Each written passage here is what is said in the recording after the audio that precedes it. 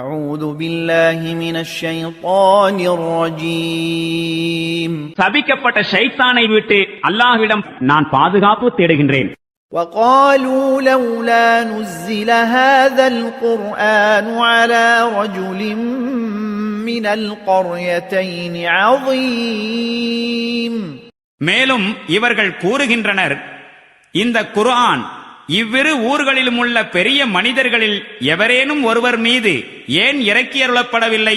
أهم يقسمون رحمة ربك نحن قسمنا بينهم معيشتهم في الحياة الدنيا ورفعنا بعضهم فوق بعض درجات ليتخذ بعضهم بعضا سخريا ورحمة ربك خير مما يجمعون.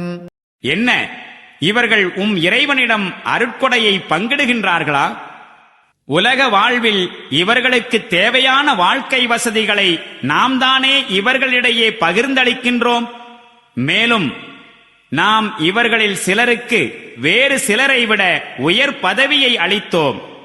இவர்களில் சிலர் வேறு சிலருடைய ஊழியத்தை பெற்றுக் கொள்வதற்காக.